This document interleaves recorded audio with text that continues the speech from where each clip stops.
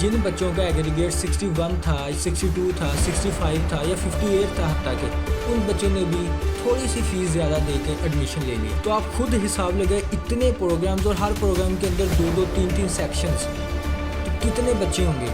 ऐसा हॉस्टल्स में जगह ही नहीं बची बच्चों के लिए। एक रूम जो 4 वाला रूम था, वहाँ पे 6-6 बच्चे उन्होंने डाल दिए। बच्चों को तो बहुत ज़्यादा इन्होंने कर लिया, लेकिन अपनी फैसिलिटीज़ को इतना ज़्यादा ग्रो नहीं किया।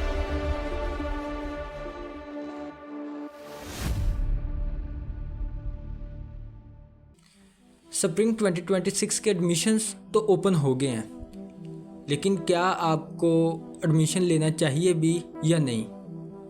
एक्सपेक्टेशंस आपकी क्या हैं और असल में ग्राउंड रियलिटी क्या है, इसी के ऊपर बेस करती है ये वीडियो।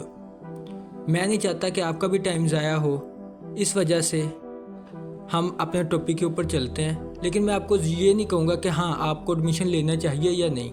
मैं आपको कुछ पॉइंट्स बताऊँगा, उनकी बेस के ऊपर एट द एंड आपने खुद डिसाइड करना है कि हाँ अब हम एडमिशन लेना चाहिए या नहीं। स्टार्ट हम करते हैं ईयर 2023 से। ईयर 2023 में मेन कैंपस के अंदर सिर्फ कंप्यूटर साइंस ऑफर हुआ था, BS कंप्यूटर साइंस, जिसके टोटल सेक्शंस बने थे 3। अगर मैं कालाशाह काकू कैंपस की बात करूं तो इधर कंप्यूटर साइंस और सॉफ्टवेयर इंजीनियरिंग ऑफर हुआ था, जिसके टोटल सेक्शन बने थे 4। फैसलाबाद कैंपस की बात करूं, टोटल सेक्शंस 2 कंप्यूटर साइंस के। नारोवाल की बात करूं, टोटल सेक्शंस 2। और UT गुजरांवाला की बात करूं, अगेन टोटल सेक्शन सिर्फ 2। ये ईयर 2023 की बात कर रहा हूँ। ईयर 2024 पे मूव ऑन करते हैं। सेम एज इट इज जैसे ईयर 2023 में जितने सेक्शंस बने थे, इसी तरीके से ईयर 2024 में इतने ही सेक्शंस बने। आप खुद आइडिया लगा लें कि ओवरऑल हर एक कैंपस के अंदर या फिर एक मेन कैंपस के अंदर सिर्फ कंप्यूटर साइंस के 3 सेक्शन हैं। तो जाहिर बात है, एक ऊपर से क्रीम उठ के आ रही है, एक कॉम्पिटिटिव इन्वायरमेंट बन रहा है और एक पता चल रहा है कि हाँ यहाँ पे जो बंदे आए हैं उनका कुछ मेरिट है, उन्होंने कुछ पढ़ना है। ये ओवरऑल था। तो तब तक तो कंप्यूटर साइंस बहुत अच्छी जा रही थी, लेकिन इसका एक नुकसान हो रहा था। एडमिशन्स बहुत कम हो रहे थे, जिसकी वजह से UT जा रही थी खसारे के अंदर।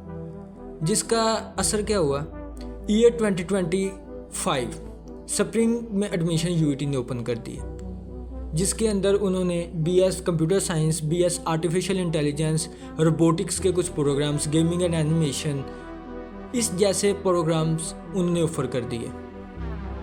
जिसमें उन्होंने क्या किया, A2 कैटेगरी में एडमिशन्स ओपन कर दिए, धड़ाधड़ बच्चे आए। और उसमें क्या किया उन्होंने, एक तरफ था जब ईयर 2023 था या 2024 फॉल था, जिसमें 80% एग्रीगेट, 82% एग्रीगेट, एक क्रीम जो बच्चे हैं वो आ रहे हैं और एक कॉम्पिटिटिव इन्वायरमेंट बन रहा है। उसी के अंदर जिन बच्चों का एग्रीगेट 61 था, 62 था, 65 था या 58 था हत्ता के, उन बच्चों ने भी थोड़ी सी फीस ज़्यादा दे के एडमिशन ले लिया। उनको भी वही डिग्री मिलनी है, उनको भी वही असातिज़ा ने पढ़ाना है जिन्होंने 88% एग्रीगेट या 81% एग्रीगेट से एडमिशन लिया है, उनको भी उन्हीं बच्चों ने पढ़ाना है। मेन आता है अब ईयर 2025 फॉल, जिसके अंदर मेन कैंपस के अंदर धड़ाधड़ कंप्यूटर साइंसेस के प्रोग्राम्स आ गए, जिसके अंदर artificial intelligence, computer science, cyber security, data science, उसके अलावा मैं बात करूं data analytics, applied computing, information system technology, ये सारे प्रोग्राम्स आ गए। तो आप खुद हिसाब लगाए, इतने प्रोग्राम्स और हर प्रोग्राम के अंदर 2-2, 3-3 सेक्शंस, तो कितने बच्चे होंगे। तो वो मेयार तो कभी भी नहीं रहा।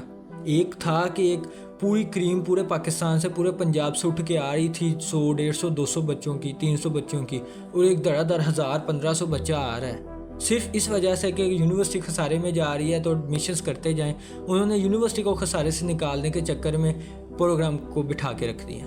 ये थी ईयर 2025 की बात कर रहा हूँ, फॉल, जो अभी एडमिशन्स होके हटे हैं। अब आते हैं स्प्रिंग 2026 में, जो आपका एडमिशन्स हो रहे हैं। अगेन लास्ट वीडियो अगर आपने देखी हो तो प्रोग्राम्स की एक लिस्ट है, जिसमें artificial intelligence, computer science, data science और बहुत ज़्यादा और प्रोग्राम्स है। और कैंपस न्यू कैंपस में भी है और फैसलाबाद कैंपस में भी ऑफर हो रहे हैं। तो आप खुद हिसाब लगाएं कि कितनी ज़्यादा सैचुरेशन खुद इन्होंने बना दी है, सिर्फ इस वजह से ताकि यूनिवर्सिटी थोड़ा सा प्रॉफिट बना सके।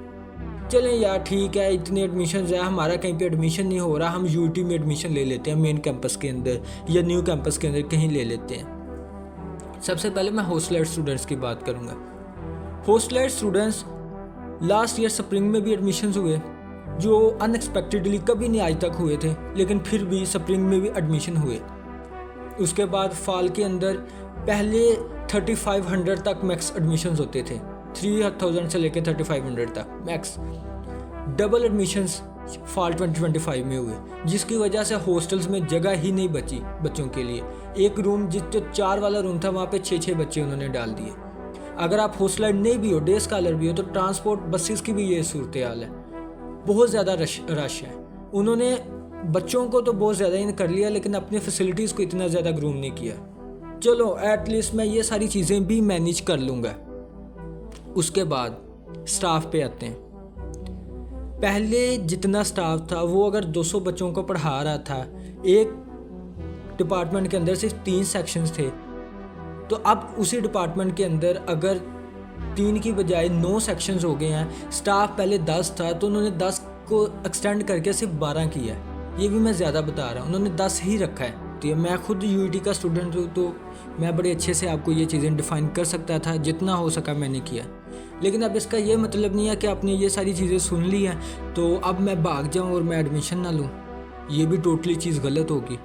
ये मैंने आपको कुछ ऐसी चीज़ें बताई हैं जो आपको एटलीस्ट पहले पता होनी चाहिए बिफोर टेकिंग एडमिशन, ताकि आप पहले से अपने आप को प्रिपेयर रख सकें कि हाँ ये चीज़ें हैं, यहाँ पे मुझे डिफ़िकल्टीज़ आएंगी तो मुझे इन चीज़ों को फेस करना पड़ेगा। मैं बिल्कुल नहीं ये कहूँगा कि हाँ मैंने आपको ये नुकसानात बता दिए हैं या ये फ़ायदे हैं तो अब आप ऐसा करें, आप एडमिशन ना लें, या आप ऐसा करें आपने एडमिशन लेना ही लेना है।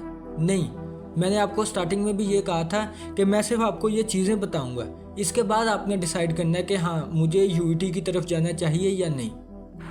ये आपने खुद डिसाइड करना है और ये आपको ही डिसाइड करना चाहिए। एट द एंड मैं सिर्फ ये कहूँगा कि आप प्लीज़ मुझे सब्सक्राइब मेरे चैनल को करें, क्योंकि इससे मुझे मोटिवेशन मिलती है ताकि मैं बहुत अच्छी वीडियोस आपके लिए बनाऊं। टाइम निकाल के मैं रिसर्च करके वीडियोस बना रहा होता हूं, तो मुझे सिर्फ ये चाहिए कि एट द एंड मुझे सिर्फ सब्सक्राइब आप कर दें। That's it, thank you.